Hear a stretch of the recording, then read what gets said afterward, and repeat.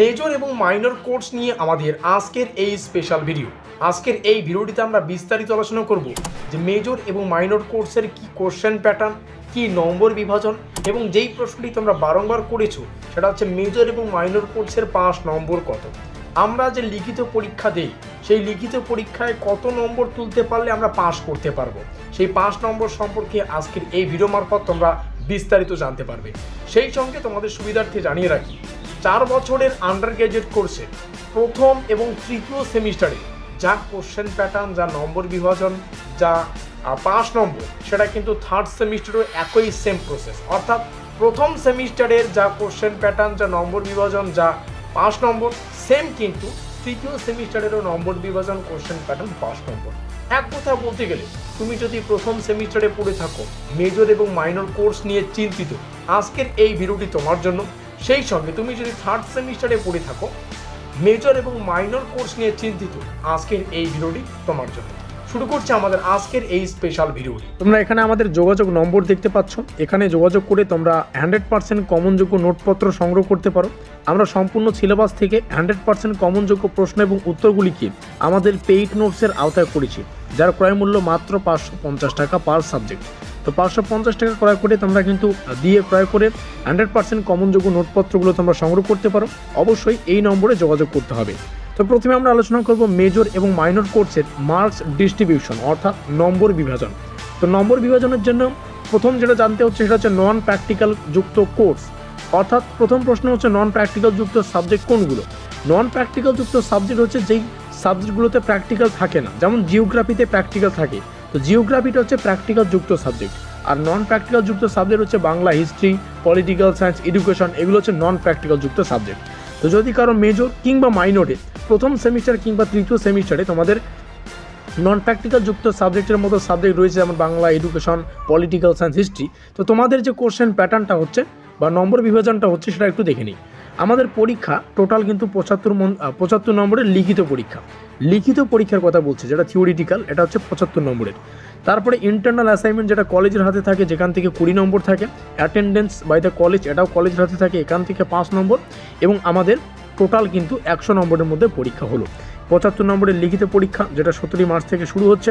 20 নম্বরের internal assignment, যেটা ইতিমধ্যে কলেজে নেওয়া হয়ে গেছে, কোনো কোনো কলেজে নিচ্ছে, এবং 5 মার্কের অ্যাটেন্ডেন্স থাকে। তো 17 মার্চ আমাদের পরীক্ষা, এখন অনেক সময় রয়েছে। তোমরা চাইলে আমাদের 100% কমনযোগ্য নোটপত্রগুলো নিয়ে এখনও কিন্তু এই সেমিস্টারটা সুন্দরভাবে সুসম্পন্ন করতে পারো।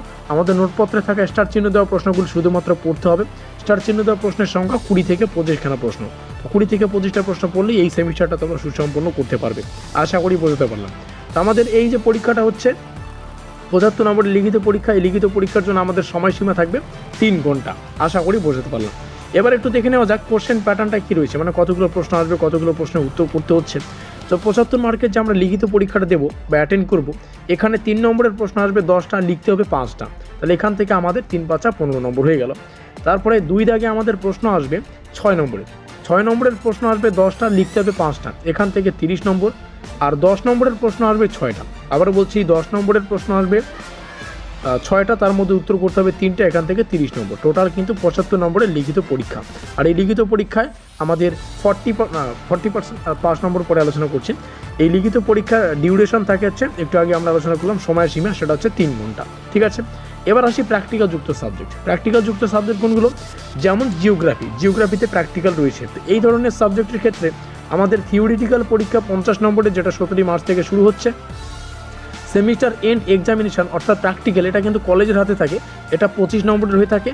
আর ইন্টারনাল অ্যাসেসমেন্ট বা অ্যাসাইনমেন্ট যাই বলো না কেন, এটা 20 নম্বরের হয়ে থাকে, এবং 5 নম্বরের থাকে আমাদের অ্যাটেন্ডেন্স। এখানেও কিন্তু টোটাল 100-র মধ্যেই পরীক্ষা।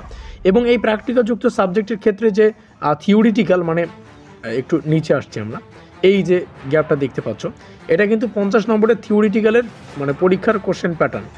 এখানে দেখো আমাদের যে সমস্ত প্র্যাকটিক্যাল যুক্ত সাবজেক্ট আছে, এক্ষেত্রে 2 নম্বরের প্রশ্ন আসবে। 2 নম্বরের প্রশ্ন আসবে 10টা, উত্তর করতে হচ্ছে 5টার, এখান থেকে টোটাল 10 নম্বর। তারপরে 4 নম্বরের প্রশ্ন আসবে 10টা, এখান থেকে উত্তর করতে হবে 5টা, এখানে 20 নম্বর। এবং সর্বশেষে আমাদের 10 নম্বরের 4টা প্রশ্নের মধ্যে 2টো প্রশ্নের উত্তর করতে হয়, এখান থেকে 20 নম্বর। তো যাই হোক, এই হচ্ছে কোশ্চেন প্যাটার্ন, নম্বর বিভাজন তোমাদের সামনে তুলে ধরলাম মেজর এবং মাইনর কোর্সের প্রথম এবং তৃতীয় সেমিস্টারের। তোমরা জাস্ট ওয়েট। এই নম্বরে যোগাযোগ করে আমাদের নোটপত্র সংগ্রহ করতে পারো। 100% কমনযোগ্য নোটপত্র রয়েছে।